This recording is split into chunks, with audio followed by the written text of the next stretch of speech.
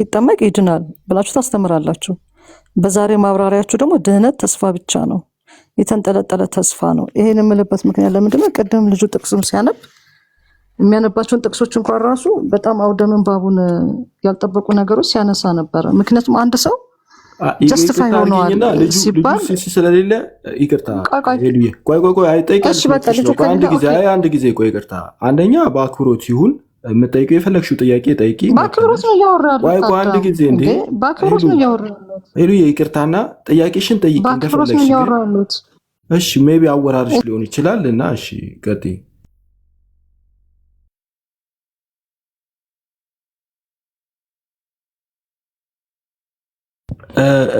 ሚዩት ሆነሻል መሰለኝ። ሚዩት አድርገውሽ ነው አምናሽው። ሚዩት ሆነሻል። ይቅርታ። ለምንድን ነው ሚዩት የምታደርጉኝ እዚህ ቤት? አዳም ፕሊዝ። እኔ አይደለሁም ሰዎች ሚዩት ያደርጋሉ። ይቅርታ ይጠይቅሻለሁ። እሺ ተው በላቸው። ሁሉንም ሚዩት የሚያደርጉኝ ፕሊዝ። ሚዩት አታርጓት። ይቅርታ። አንድ ነገር መናገር ነው የምፈልገው። ረጅም ነገር አልናገርም። በጣም አጭር ነገር ነው የምናገረው። አንድ ሰው ጸድቋል ስንል አይ መቀደስም አለበት ትላላችሁ። እሺ ጸድቋል የሚለውን በማህተም ተረጋግጧል ወይ? የእናንተ ጽድቅ ከእናንተ ንግግር የሰማሁት ነገር ጽድቅ ራሱ በማህተም እንዳልተረጋገጠ ነው እየተረዳሁት። የተረዳሁት የተበላሸ ከሆነ ታስረዳኛለህ። በማህተም ተረጋግጧል። እናንተ ደግሞ የእውነትን ቃል ይኸውም የመዳናችሁን ወንጌል ሰምታችሁ ደግሞ በክርስቶስ አምናችሁ በተስፋው መንፈስ በመንፈስ ቅዱስ ታተማችሁ። እርሱም የርስታችን መያዣ ነው፣ ለእግዚአብሔር ያለውን ሁሉ እስኪዋጅ ድረስ ይህም ለክብሩ ምስጋና ይሆናል ይላል እና ጽድቃችን ወይም ከሰማንበትና መዳናችን ወንጌል ካመንበት ሰዓት ጀምሮ በቅዱሱ መንፈስ ታተማችሁ ይላል። ኦኬ። ይህንን ከማለቱ ከፍ ብሎ በውድ ልጁም እንደ ጸጋው ባለጠጋ መጠን በደሙ የተደረገ ቤዛነታችን አገኘን፣ እርሱም የበደላችን ስርየት ነው ይላል። ስለዚህ አንድ ሰው በክርስቶስ ኢየሱስ ሲያምን ጸድቋል ስንል ምን እያልን ነው? በማህተም በመንፈስ ቅዱስ ታትሟል ነው። ድህነቱን አግኝቷል። ስለዚህ ድህነቱ 100 ነው እያልን ነው። ስለዚህ ድህነት ቅጽበታዊ አይደለም ብላችሁ ስታስረዱ ታትሟል፣ ተቀብለናል፣ አደረገን፣ አገኘን የሚሉትን የእግዚአብሔር ቃሎች የት ነው የከተታችሁት? አንደኛ። ሁለተኛ የጸደቀ ሰው ያልጸደቀ ሰው መጽደቅ ማን ነው መቀደስ ይችላል ወይ?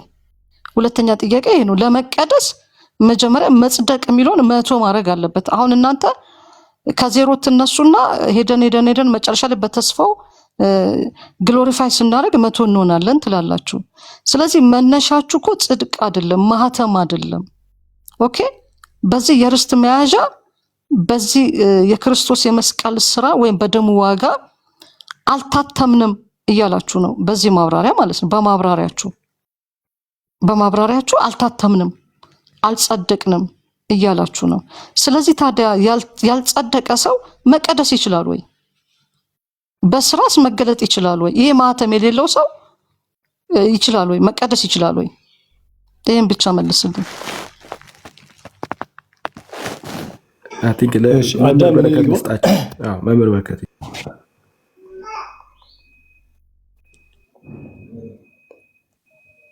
መምህር በረከት አሉ። አይሰማም? አሁን ይሰማል። እሺ መጽደቅ ምንድን ነው የሚለው ጉዳይ ነው። አሁን እኮ በጣም የሚያከራክረው። እስኪ ሄሉ ልጠይቃት። እኔ መጽደቅ ምንድን ነው ባንቺ መጽሐፍ ቅዱስ እንዴት ነው መጽደቅ ሲል ምን ብሎ ነው ምን እያለ ነው ብለሽ ነው የምትረጂው? በእግዚአብሔር ፊት ትክክል ሆኖ መገኘት ነው መጽደቅ። መጽሐፍ ቅዱስ የሚያስተምረኝ እሱን ነው። እሺ የኃጢአት ስርየት የኃጢአት ይቅርታ መጽደቅ ነው አይደለም? በትክክል ነው። ስለዚህ የኃጢአት ስርየት የኃጢአት ይቅርታ አንቺ በአንድ ጊዜ ብቻ ነው የምታገኘው? በህይወትሽ ሙሉ የሚከተልሽ ነገር አይደለም? ስለመከተል ከማውራቴ በፊት እኮ መጀመሪያ በሱ ፊት ትክክል ሆኜ ተገኝቻለሁ ወይ? መጀመሪያ ይኸውልሽ ሁሉም ክርስቲያን ሲሆን ኃጢአቱ ይቅር ተብሎለት ከኃጢአቱ ታጥቦ ይቅርታን አግኝቶ ነው የሚጀምረው። ግን በየጊዜው ኃጢአት ስትሰሪ ንስሐ ስትገቢ ከእግዚአብሔር ዘንድ ይቅርታን ስትቀበይ እሱ ራሱ መጽደቅ አይደለም? ስለዚህ ድህነት ቅጽበታዊ ነው ብላችሁ ታምናላችሁ ማለት ነው?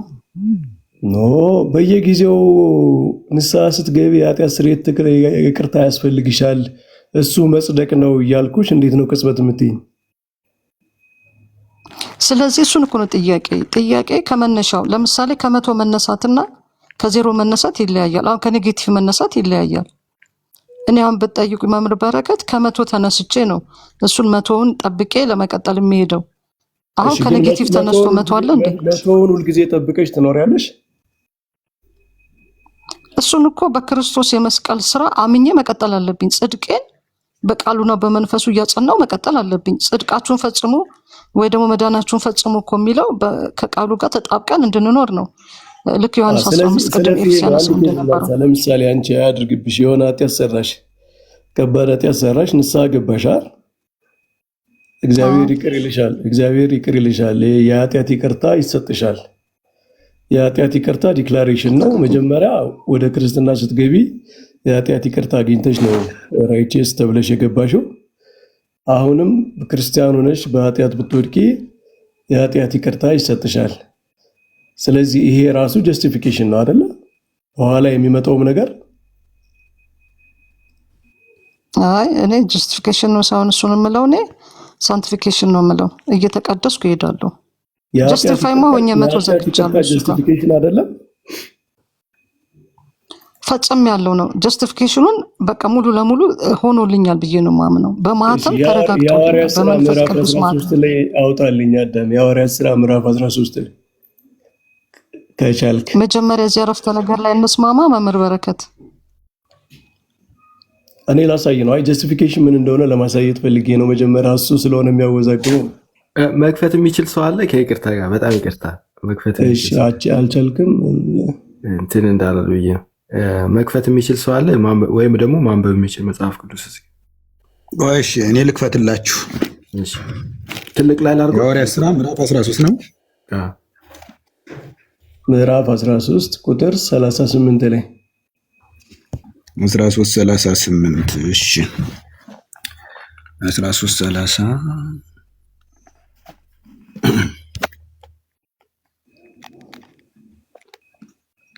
እሺ 38 እሺ እንግዲህ ወንድሞች ወይ በእርሱ በኩል የኃጢአት ስርየት እንዲደረግላችሁ በሙሴም ሕግ ትጸድቁበት ዘንድ ከማይቻላችሁ ሁሉ ያመነ ሁሉ በእርሱ እንዲጸድቅ በእናንተ ዘንድ የታወቀ እንግዲህ አለ የታወቀ ይሆናል። እንግዲህ ብሎ ይቀጥላል። እዚህ ላይ ምንድነው የሚለው? የኃጢአት ስርየትን ነው ጀስቲፊኬሽን የሚለው። በሙሴ ሕግ ሰዎች ሊጸድቁባቸው የማይቻሏቸው የኃጢአት ስርየት የሌላቸው ኃጢአቶች ነበሩ እና እስራኤልን ወደ ባርነት ወደ ሞት ይመሯቸው የነበሩት ዋኖቹ ኃጢአቶች ኢቨን በሙሴ ሕግ ስርዓት እንኳ ስርየት የሌላቸው ኃጢአቶች ነበሩ። ለምሳሌ እነዚህ ሞርታል የሚባሉ ኮንሽስሊ የሚሰሩ ኃጢአቶች በብሉይ ኪዳን የስርየት እንኳ የላቸውም ነበረ። በመስዋዕት ስርዓት አይሰረዩም ነበር። ስለዚህ ቅዱስ ጳውሎስ የሚላቸው ምንድነው? በሙሴ ሕግ ተጸድቁበት ከማይቻላችሁ፣ በሙሴ ሕግ የኃጢአት ስርየት ልታገኙበት ከማይቻላችሁ ነገር አሁን በክርስቶስ በማመን እሱን አግኝታቸዋል ነው የሚለው። ሮሜ 4 ላይ ያለው የኃጢአት ሮሜ 4 ላይ አብርሃም በስራ ጸድቆ ቢሆን የሚለው ያለበት ቦታ ማለት ነው። ነገር ግን ለማይሰራ ኃጢአተኛውንም በሚያጸድቅ ለሚያምን ሰው እምነቱ ጽድቅ ሆኖ ይቆጠርለታል ይልና ዝቅ ብሎ የዳዊትን ይጠቅሳል። ምን ይላል? እግዚአብሔር ያለ ስራ ጽድቅን ስለሚቆጥርለት ሰው ብጽዕና ይናገራል እንደዚህ ይልና አመፃቸውን የተሰረየላቸው ኃጢአታቸውም የተከደነላቸው ብፁዓን ናቸው። ጌታ ኃጢአቱን የማይቆጥርበት ሰው ብፁዕ ነው። ይውላችሁ ኃጢአቱን የማይቆጥርበት የሚለውንና ጽድቅ የተቆጠረለት የሚለውን ቅዱስ ጳውሎስ አብሮ ነው የሚወስደው። ስለዚህ በዋናነት ጀስቲፊኬሽን በዋናነት የኃጢአት ይቅርታ ነው፣ ስርየት ነው። አሁን እነዚህ ሄሉ ይህን ወደዚያ ያመጣሁት ምንድነው? ጀስቲፊኬሽን ሞመንት ነው፣ የሆነ ሞመንት ብቻ የሚያልቅ ነው ማለት የሰው ልጅ የኃጢአት ይቅርታ የሚያገኘው አንድ ሞመንት ብቻ ነው ማለት ነው የሚሆነው። አያችሁ አሁን ጀስቲፊኬሽን ኢን ሞመንት ነው። በቃ አንድ ሞመንት ነው፣ የማይደገም ነው፣ አንድ ጊዜ ብቻ የሚያልቅ ነው ብሎ አንድ ሰው ከደመደመ የኃጢአት ይቅርታ ጀስቲፊኬሽን የኃጢአት ይቅርታ ስለሆነ የኃጢአት ይቅርታ ራሱ በአንድ ሞመንት የሚያልቅ ነው። ሰው ስለዚህ ኃጢአት ሲሰራ በየጊዜው የኃጢአት ይቅርታ ከእግዚአብሔር አያገኝም ማለት ነው። ኮንቲኒየስ የሆነ ሂደት የሆነ የኃጢአት ስርየት የለም ማለት ነው። በቃ አንድ ጊዜ ሲያምን ወደፊት ያልሰራው ኃጢአት ሁሉ ይቅር ተብሎለታል ወደሚል ትምህርት ነው የሚወስደው ማለት ነው። የሌለ ኃጢአት ይቅር ይባላል ማለት ነው። እንግዲህ ያስባችሁታል፣ ገና ኤግዚስት ያላደረገ ሰው ያልሰራው ኃጢአቱ ራሱ ወደፊት የሚመጣው ሁሉ ታስቦ ይቅር ይባልለታል እንደማለት ነው። ይሄ ፊክሽን ሌጋል ፊክሽን ነው እና ጀስቲፊኬሽን በዋናነት የኃጢአት ስርየት ነው። ካልቪንም ይላል ነገራችን ላይ ጀስቲፊኬሽን is the forgiveness of sin ነው የሚለው። እንደውም እሱ በጣም ስትሮንግ በሆነ ቃል ነው የሚገልጸው። ስለዚህ እኛ የኛን ጉዳይ ቅድም ስለተነሳ እኛ ጀስቲፋይድ ሆነናል እንላለን። ጀስቲፋይድ ሆነናል የምንለው ክርስቲያን ስንሆን ካለፈ ኃጢአታችንን ታጥበን ኃጢአታችን ይቅር ተብሎ ከእግዚአብሔር ጋር ታርቀን ነው የምንጀምረው። ግን ጀስቲፋይድ ሆነናል በቃ አለቀ፣ ይሄ የሆነ ሞመንት ላይ ያለቀ ነው ብለን ግን አናቆምም። ለምን? በየጊዜው የኃጢአት ስርየት ያስፈልገናል። ኃጢአት ስለምንሰራ እግዚአብሔርን ስለምናስቀይም ንስሐ ገብተን እግዚአብሔር ጋር መታረቅ አለብን ማለት ነው።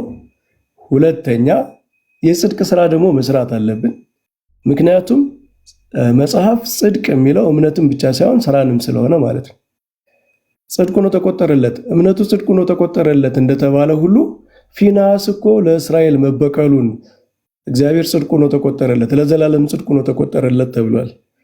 ስለዚህ ሰው በመልካም ስራም ደግሞ ጽድቅ በክርስቶስ ጸጋ ላይ የሚሆን ነው።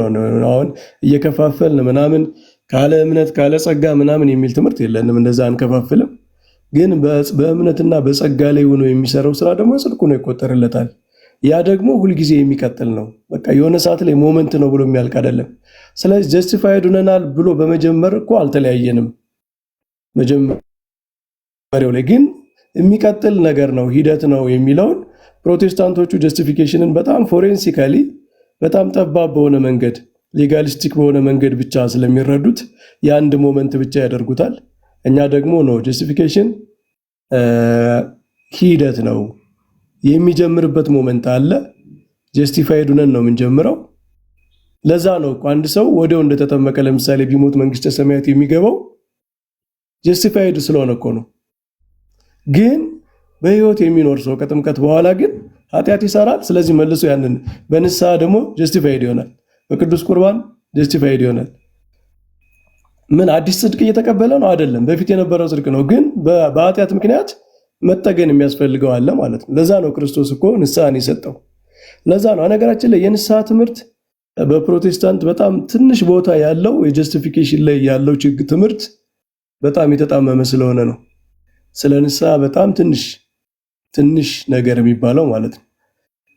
ስለዚህ ንስሐ ካለ ንስሐ ከነገራችን ላይ ፎሬንሲክ ነው። ንስሐን ሳንክቲፊኬሽን ውስጥ ማስገባት አይቻልም። ሳንክቲፊኬሽን ብቻ ለምን? ንስሐ እኮ አንድ ሰው ሌጋል ኬዝ ነው። እግዚአብሔር ፊት ይቅርታ ይጠይቃል፣ እግዚአብሔር ዲክለር ያደርግለታል። ኃጢአት ይቅር ተብሏል ይባላል። በእኛ ደግሞ ሳክራመንት ነው፣ በካህኑ በኩል ነው የምንሰማው ያንን ማለት ነው። ስለዚህ ዲክላሬሽን ከሆነ ፎሬንሲክ አስፔክት ካለው ንስሐን ከጀስቲፊኬሽን ልናወጣው አንችልም። ንስሐ ደግሞ የምንኖርበት ነው። እኔ በህይወቴ አንድ ጊዜ ብቻ ነው ንስሐ የምገባ የሚል ሰው የለም መቼም አይደል? በህይወቴ አንድ ጊዜ ብቻ ነው ንስሐ የምገባው ክርስቲያን ሰውን ብቻ ነው እዛ በኋላ ንስሐ አያስፈልገኝም እንደማይባል ሁሉ እኔ በህይወቴ አንድ ጊዜ ብቻ ነው ጀስቲፋይድ ሆነው ከዛ በኋላ ጀስቲፊኬሽን ፕሮሰስ አይደለም፣ በየጊዜው የሚፈጸም ነገር አይደለም ማለትም አይቻልም። እና ይሄን ነው ግልጽ ከሆነ መምህር በረከት እድል ሲኖረኝ ጥያቄ አለኝ። በረከት መምህር አሁን በተናገሩት ላይ ማስቆም ስላልፈለኩ ነው እንጂ የተናገሩት ነገር ላይ አውት ኦፍ ኮንቴክስት ነው ለኔ የተናገሩት መምህር በረከት ከትህትና ጋር። ምክንያቱም እኔ እያነሳው ያለሁት መጽደቅ በሰው ስራ ወይም በሰው ግብር የሚጸና አይደለም እያልኩ ነው ያለሁት። እኔ አይደለሁም ያልኩት፣ ጴንጤ አይደለም የሚለው። መጽሐፍ ቅዱስ እኮ በግልጽ ያስቀመጠው ነገር ነው። ቅድም ሮሜን ራሱ ጠቀሱ ምዕራፍ 4 ላይ፣ ግን ከምዕራፍ 4 በፊት ኮንቴክስቱ ላይ ምዕራፍ 3 ላይ አሁን ግን በሕግና በነቢያት የተመሰከረለት የእግዚአብሔር ጽድቅ ያለ ሕግ ተገልጧል ነው የሚለው። እርሱም ለሚያምኑ ሁሉ የሆነ ይሄ ይሰመርበት፣ ለሚያምኑ ሁሉ የሆነ በኢየሱስ ክርስቶስ በማመን የሚገኘው የእግዚአብሔር ጽድቅ ነው ይላል። እንግዲህ በማመን የሚገኝ እግዚአብሔር ጽድቅ የኃጢአት ይቅርታ አይደለም ብለሽ ነው የምትከራከሪ? አሁን ሄሎ፣ አቤት፣ ጽድቅ የኃጢአት ይቅርታ አይደለም ብለሽ ነው የምትከራከሪው? ስለ የትኛው ኃጢአት? እንደሱ ካወራን በአዲስ ኪዳን ኃጢአት ምንድን ነው? መምህር በረከት እሱን ከመለሱልኝ እንግባባለን። በአዲስ ኪዳን ኃጢአት ምንድን ነው? ኃጢአት እግዚአብሔር ላይ ማመፅ፣ የእግዚአብሔርን ፈቃድ መቃወም ነው። አለማመን ነው አይደለ? በአዲስ ኪዳን ኃጢአት አለማመን ነው። አለማመን አንዱ ኃጢአት ነው፣ ግን ብቸኛው ኃጢአት አይደለም። ለአውዱ ከታመንን ማለት ነው፣ ለአዲስ ኪዳን አስተምሮ ከታመንን አለማመን ዋናው ኃጢአት ነው እንጂ በአዲስ ኪዳን ብቸኛው ኃጢአት አይደለም። አይ ዋናው አለማመን ነው። የገባነው በእምነት በኩል ከሆነ የምንወጣው ባለማመናችን በክህደታችን ነው። ይሄ መጽሐፍ ቅዱስ አስተምሮ ነው። ከታመንን ለቃሉ አለማመን ትልቅ ኃጢአት ነው ማለት ብቸኛው ኃጢአት አለማመን ነው ማለት አይደለም ማለት። ወንድምሽን ብትጠይ ለምሳሌ አንቺ ኃጢአት አልሰራሽም? አቤት፣ ወንድምሽን ብትጠይ የስጋ ድካም ነው እሱ፣ የስጋ ድካም ነው። አዲስ ኪዳን አስተምሮ ወንድምን መጥላት ኃጢአት ነው። ኃጢአት ግን በአዲስ ኪዳን ምንድን ነው ማለት? በኮንቴክስቱ እናውራ። እያወራን ያለነው ስለመዳን ስለሆነ ማለት ነው። በብሉይ ኪዳን አንድ ነው አልልም፣ ግን ኃጢአት ነው። ዞሮ ዞሮ የእግዚአብሔርን ፈቃድ እግዚአብሔር ያዘዘውን ስራ ለምሳሌ እግዚአብሔር ትእዛዛት ሰጥቷል አይደል? ይሄንን ክፍል አሁን በሚሉት ላይ ይሄን ክፍል እንዴት ነው የሚረዱት? እንዳያቋርጡኝ። በማመን የሚገኘው የእግዚአብሔር ጽድቅ ነው፣ ልዩነት የለምና ሁሉ ኃጢአትን ሰርተዋልና የእግዚአብሔር ክብር ጎሏቸዋልና በኢየሱስ ክርስቶስም በሆነው ቤዛነት በኩል እንዲያው በጸጋው ይጸድቃሉና እርሱም እግዚአብሔር በእምነት የሚገኝ በደሙ የሆነ ማስተሰሪያ አድርጎ አቆመው። ይህም በፊት የተደረገውን ኃጢአት በእግዚአብሔር ችሎታ ስለመተው ጽድቁን ያሳይ ዘንድ ነው። ራሱን ጻድቅ እንዲሆን በኢየሱስም የሚያምነው እንዲጸድቅ አሁን በዚህ ዘመን ጽድቁን ያሳይ ዘንድ ነው ይላል። ይሄ የጽድቅ ስራ ተፈጽሟል አልተፈጸመም በሰው ህይወት? ስለዚህ አንድ ሰው ጸድቅ ያለው ጀስቲፋይ ሆኛለሁ ሲል ጽድቁን የሚፈጽመው በስራ ነው ወይስ አሁንም በእምነት ነው? ይሄ ጀስቲፋይ የሆነው ከኮንቴክስት ሳይወጡ እንዲመልሱልኝ።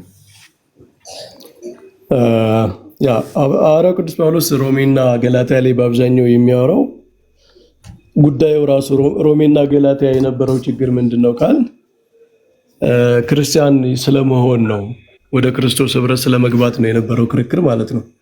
ህዝብና አሕዛብ አንድ ላይ አንድ ማህበር ውስጥ ይኖራሉ ወይ? አንድ ምግብ ይበላሉ ወይ? አንድ ህብረት ውስጥ መሆን ይችላሉ ወይ? ከእስራኤል ያመኑትና ከአሕዛብ የመጡት የሚል የኤክሌሲዮሎጂካል ፕሮብሌም ነው መጀመሪያም የነበረ። በቅዱስ ጳውሎስ ለነበረ ችግር መፍትሄ እየሰጠ ነው። ስለዚህ ስለ መጀመሪያው ጽድቅ ነው እያወራ ያለው ማለት ነው። አንድ ሰው ክርስቲያን ሲሆን መጀመሪያ ሲገባ፣ ወደ ክርስትና ሲገባ አይሁድን አትመኩ፣ በስራችሁ እኮ አይደለም ክርስቲያን የሆናችሁት፣ የህግን ስለፈጸማችሁ ስለጠነቀቃችሁ ስለተገዘራችሁ ምናምን የምግብ ስርዓት ስለጠበቃችሁ እንዲህ ስለሆናችሁ አይደለም የዳናችሁት በክርስቶስ በማመን ነው። ክርስቲያን የሆናችሁት በክርስቶስ አምናችሁ ነው።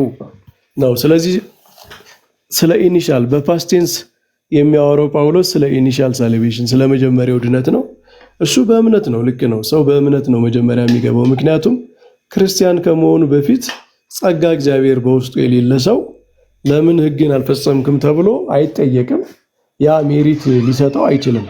በዚያ ሊጠየቅ አይችልም። አሁን እኛ ትልቁ ችግር ግን ክርስቲያን ከሆነ በኋላ ጸጋ ተሰጥቶታል፣ ኃጢአት ስርየት ተሰጥቶታል፣ የእግዚአብሔር ጸጋ በውስጡ አድሯል፣ የመንፈስ ቅዱስ ኃይል ተሰጥቶታል። ሐዋርያው ቅዱስ ጳውሎስ በመንፈስ እንመላለሳለን ይላል ሮሜ ላይ። በመንፈስ ለምንመላለስ ለእኛ የህግ ስራ ይፈጸም ዘንድ ይላል ሮሜ 8 ላይ። ስለዚህ በመንፈስ እየተመላለሰ የህግን ስራ ባይፈጽም ህጉ ክርስቶስ ባስተማረው ትምህርት መሰረት ማለት ነው፣ በተረጎመው በብሉይ ኪዳን መንፈስ ሳይሆን ማን ነው? ቅዱስ ያዕቆብ በመልእክቱ ምን ይላል? የሕጉን ምን ይለዋል? የነጻነት ሕግ ይለዋል፣ የንጉሥ ሕግ ይለዋል። ክርስቶስ ያስተማረው ሕግ ማለት ነው። የብሉይ ኪዳኑን ሕግ ሽሮ አይደለም ክርስቶስ ያስተማረው፣ ፐርፌክት ነው ያደረገው። የቀደሙት አትግደሉ እንደተባለ ሰምተሃል። አሁን ግን ኢቭን ወንድምህን አትሳደብ፣ ከመሳደብ ነው መግደብ የሚጀምረውና ማለት ነው። ስለዚህ ፐርፌክት ነው ያደረገው። ያንን ሕግ የነጻነት ሕግ ያለው ደግሞ በመንፈስ ቅዱስ በባርነት መንፈሱ ነው ባለመቻል የሚሰራ ሳይሆን በመቻል በነጻነት በመንፈስ ቅዱስ ኃይል የሚሰራ ነው። ስለዚህ ይህንን ጸጋ ካገኘ በኋላ አንድ ሰው መልካም ስራ ክሬዲት የለውም፣ ኢተርናል ደስቲኒን አይወስንም፣ የዘላለም ህይወቴን አይወስንም ማለት አይችልም። ምክንያቱም አሁን ኢኔብልድ ሆኗል። በፊት እኮ እግዚአብሔር ፈቃዱን ስለሚቃወም መልካም ስራን ስለማይወድ አይደለም እኮ ስራን ለመዳን ምክንያት ያላደረገው፣ በመጀመሪያ ስለማይችል ነው። ክርስቲያን ከመሆኑ በፊት አንድ ሰው መስራትም አይችልም። በምን ጸጋ ይሰራዋል? ክርስቲያን ከሆነ በኋላ ግን ተሰጥቶታል፣ መክሊት ተሰጥቶታል። መክሊት የተሰጠው አካል ደግሞ ይጠየቃል። መክሊትን ምን አረከው ተብሎ ይጠየቃል። ጸጋ የተሰጠው ሰው በጸጋ ምን ሰራህበት ተብሎ ይጠየቃል። ስለዚህ ከክርስትና በኋላ ያስፈልጋል። ለዛ ነው ባይዘው አይታችሁ ከሆነ በጣም በጥንቃቄ ብታዩት ያዕቆብ ስለ አብርሃም ስራ ሲናገር አብርሃም በስራ ጸደቀ ያለው ልጁን መስዋዕት ያደረገበት ነው። እሱ ደግሞ ከአብርሃም ከተገዘረ በኋላ የፈጸመው ነው። በእምነት ጸደቀ የተባለበት ደግሞ ገና ቃል ኪዳን በገባበት በኮቬናንት ሰዓት ነው፣ ገና ከግዝረት በፊት ማለት ነው። ስለዚህ ግዝረት እንደ ጥምቀት የጥምቀት ምሳሌ ነች። እንደምታውቋት በአዲስ ኪዳን ጸጋ የጸጋ መቀበያ ናት ጥምቀት። ከጥምቀት በፊት ሰው በእምነቱ ነው ወደ እግዚአብሔር የሚቀርበው። ከጥምቀት በኋላ ግን እምነት ብቻ ሳይሆን ሙሉ ህይወቱ፣ ሙሉ ማንነቱ፣ እምነቱ፣ መልካም ህይወቱ፣ ስራው፣ ፍቅሩ ሁሉም ነው የሚመዘነው። አብርሃም ከግዝረት በኋላ ልጁን ለመሰዋት መነሳቱ ራሱ ጽድቅ ነው ተቆጥሮለታል። ከግዝረት በፊት ከኮቨናንት በፊት ግን ማመኑ ጽድቅ ነው ተቆጥሮለታል። ስለዚህ ዲማርኬሽን አለ። ያቺ ዲማርኬሽን ምንድነች? ጸጋ የተቀበልንባት የእግዚአብሔርን የኃጢአት ስርየት አግኝተን ጸጋ የተቀበልንባት ሰዓት ነች። ከዚያ በኋላ ኢኔብልድ ሆነናል። ኢኔብልድ ከሆን በኋላ በተሰጠን ልክ ነው የምንጠየቀው። ተሰጥተናል። አሁን እኔ እኮ ጽድቅን መስራት አልችልም፣ እኔ እኮ ጽድቃችን የመርገም ጨርቅ ነው ምናምን አትልም። እንደ ብሉይ ኪዳን ሰው ማለት ነው። አሁን የብሉይ ኪዳን ጥቅስ የሚጠቅስ ሰው አለ። ክርስቲያን ጽድቄ የመርገም ጨርቅ ነው ይላል እንዴ? በክርስቶስ ጸጋ ሆኖ ከወይን ግንዱ ጋር ተጣብቆ መልካም ፍሬ ያፈራል ሲባል የኔ ፍሬ የመርገም ጨርቅ ነው ይላል እንዴ? ይሄ የብሉይ ኪዳን ጥቅስ ነው፣ የአዲስ ኪዳን ሰው የሚጠቅሰው አይደለም። ስለዚህ ሁለቱም ያስፈልጋል ነው እና ጸድቃቸዋል ተብሎ በፓስቴንስ የተነገረው ስለ ኢኒሻል ጀስቲፊኬሽን ነው። እሺ፣ ስለዚህ አሁን በአንድ ነገር ተስማምተናል። ይሄ የጸደቀው ጀስቲፋይ የሆነው ሰው ቅድስናን የማድረግ አቅምና ችሎታ ተሰጥቶታል፣ ብቃት ተሰጥቶታል ብለን እናምናለን ሁላችንም ማለት ነው። ስለዚህ ዮሐንስ ከተሰጠው ባያደርገው ይጠየቅበታል ማለት ነው አይደል? ከተሰጠው ነው ካልተሰጠው ከተሰጠው ነገር ነው የሚራመደው ወይስ ገና ሊሰጠው ነው የሚራመደው? ኖ ኃይል ከተሰጠው መልካም ስራ የመስራት ኃይል ከተሰጠው ባያደርግ ይጠየቅበታል። ኮንሲኩዌንስ አለው ማለት ነው። ስለዚህ ጀስቲፋይ የሆነው ሰውዬ በድህነቱ ላይ ማህተም ሲረጋገጥለት በመንፈስ ቅዱስ ማህተም ሲታተም፣ ለምሳሌ አንድ ደብዳቤ በመስሪያ ቤት ውስጥ ሲመሩ እርሶ ያ የተመራው ደብዳቤ ለአንድ ድርጅት ደብዳቤ ህጋዊ ሆኖ ያ ድርጅት የሚቀበለው ማህተም ሲኖረው ነው አለ። ማህተም ከሌለው ያ ደብዳቤ ህጋዊ ሆኖ አይመራም፣ ወይም ያ ደብዳቤ የተላከበት ድርጅት ህጋዊ አድርጎ አይቀበለውም። ስለዚህ አንድ ሰው ጀስቲፋይ ሆኗል ስንል በማህተም ታትሟል ካልን እንግዲህ ጽድቅን ለማድረግ ብቃት አግኝቷል እያልን ነው ማለት ነው። ይሄ ሰው ብቃት ካገኘ አለማፍራት፣ መልካም አለማድረግ ይችላል። ካላደረገ እኮ ወይም ለማድረግ እኮ አቅም ከሌለው ይችላል። ለምን መሰለኝ? ይችላል። ቴንክ ዩ። ከቻለ ታዲያ መልካም ስራ እንዲሰራ ለምን ይጨነቃል? መልካም ስራ ለመስራት ለምን ይጨነቃል? ሰው ሲድን አንዱ ዳነ የሚባለው እኮ ነፃ ፈቃዱ ነው። ነፃ ሆኗል ማለት ነው። ነፃ ከሆነ ደግሞ ነፃነት ማለት መልካምም ክፉም የመስራት ፈቃድ ኃይል ከሌለሽ እንደ ሮቦት ከሆንሽ በቃ ከዛ በኋላ ክፉ መስራት አልችልም መልካም ስራ ብቻ ነው መስራት የምችለው። እንደ ሮቦት ሳይሆን እንደ ሮቦት ሳይሆን በሱ ችሎታና በሱ ኃይል ነገረን እኮ አይደል? እንደ ዮሐንስ እኮ አረጋግጠልን። በዚህ የወይን ግንዱ ላይ ተጣበቅ አይደል እንዴ ብሎ እኮ ነገረን። ተጣበቅ አለ። ግን የሰው ነፃ ፈቃድ ግን ሁሌ አለ። ፈቃዱ አለ። ፈቃዱን ግን እያስገዛ እንዲኖራል እንደ ገላትያ ቅድም ሲነበብ ነበር። ፈቃዱን እኮ የሚያስገዛው በምንድን ነው? በመንፈስ እንዲመላለስ ነው የተጠየቀው አለ። በመንፈስ እንዲመላለስ ተጠይቋል።